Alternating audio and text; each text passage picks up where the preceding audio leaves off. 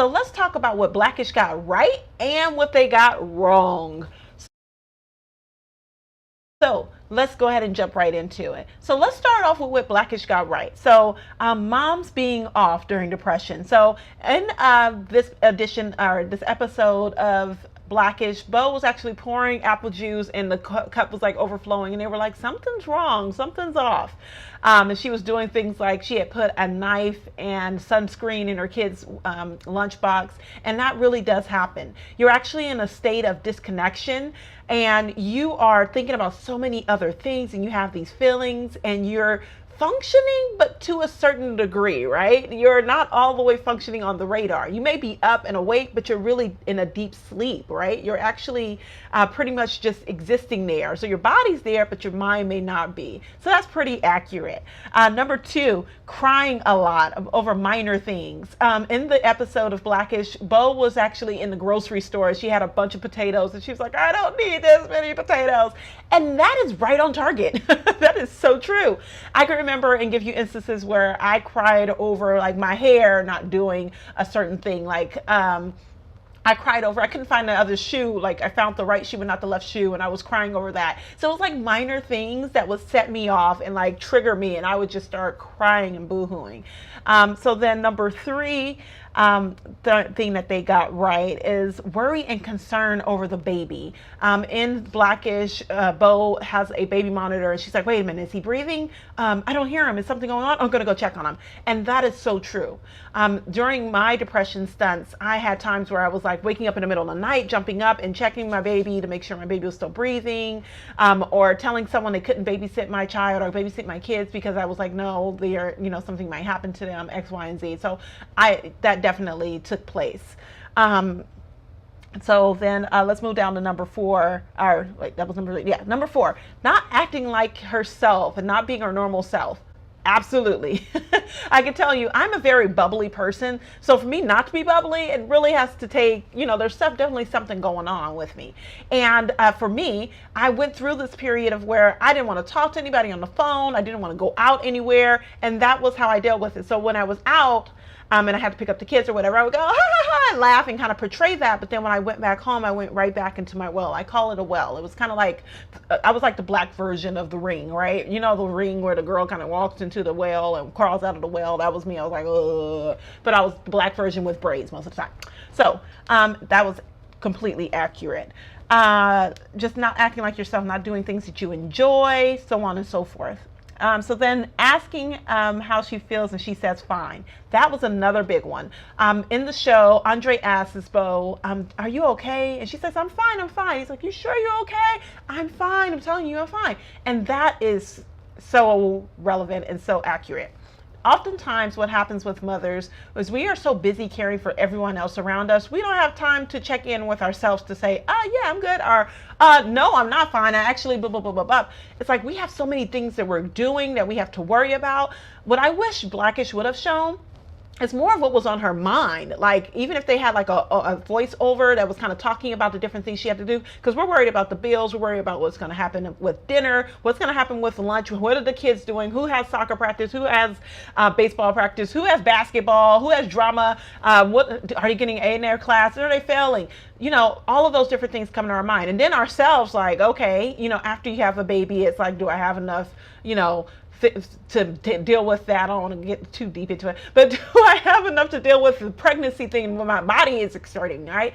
Do I have, hair tie? Do I have, it's things that just pop up that we have continuously, our minds are already going. And as women, we have a gazillion things that we're thinking about anyway. So after you give birth, now you're overloaded with all of these thoughts, because now you have another additional individual you have to take care of and care about on top of all of the other individuals that rely on you every single day. So completely accurate. And just saying I'm fine is an easy way for you to just say, leave me alone. I'm thinking about way too much right now to be talking to you about what I'm thinking about right now. Just let me process. So that was great. and women that don't realize that they're depressed. So during the Blackish episode, Andre sat down with her and read her an article in a magazine and said, some women really don't realize that they're depressed.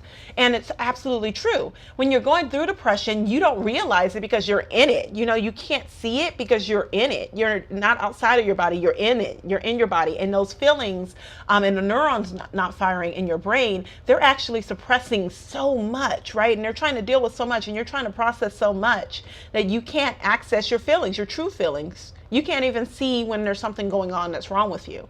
What they also got right was the way that she dressed in her appearance, like her clothing. She would wear baggy clothing or what have you.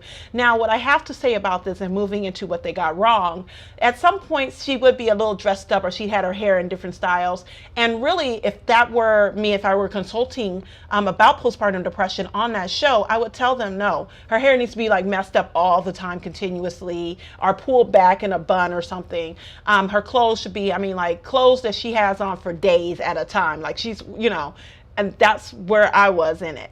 I was wearing the same clothes every single day. Like I did not care. I was like, where the kids fed? Did they take a bath? Are they good?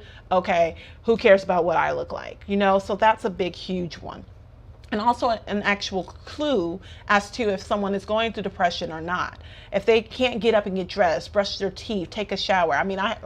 Breath was on stank, like for real, for a long time, because I just couldn't bring myself to brush my teeth. I couldn't bring myself to do anything really for myself, because I'd start to feel a level of guilt, which I know sounds a little bit like, what? But it really, truthfully, there was a level of guilt if I were to do anything for myself, aside from doing anything for my baby. And so it's really hidden in plain sight. We really try to hide it, but we're in plain sight. All of these things are happening, but we really try to minimize it and diminish it as much as possible. So let me keep on going so we can get this video as short as possible. So women feeling guilty about the depression is absolute. That's another thing that they got right. So moving into something that they got, it's really hidden in plain sight. We really try to hide it. So what they got wrong was, like I said, with the whole clothing thing, is that we try to, even though we wear the same clothes, we'll still try to minimize it and say, I'm fine, I'm good. Like we'll play it off. We'll put together something to play it off so that people don't worry about us, because that worry actually translates into, now you made me feel even worse. Now I really feel like I'm being a burden on other individuals, right? So it really does play into that. So we try to hide it. Let's see, what they also got wrong is that women are usually pretty functional when they're going through depression at most time. I'll say most women, not all women. Of course, this is a individualized disease, so every individual is going to go through it differently. But women are pretty functional. We can get up in the mornings. We can, take our kids and take them a bath. We can do homework with them. We can be pretty functional.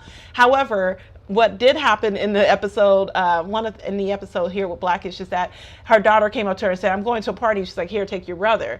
Now, in that instance, I wouldn't say, I think that was more for a comedy relief. But where they had the incidents where she was in her room and she was just sitting there and she was just like, oh my gosh, that could happen. But when she was standing there and her kid was kind of dancing around and playing around and she was just crying, usually, oftentimes, women try to hide that. Women will, go in the bathroom and cry, go in the closet and cry, or cry in the car when there's no one else around. We really try to take ourselves and isolate ourselves and minimize the impact that we have on our family as much as possible. So, because it brings us guilt. It brings us guilt for other people to care about us when we care so much about other people, if that makes sense. Hey, it's a mom thing. All right.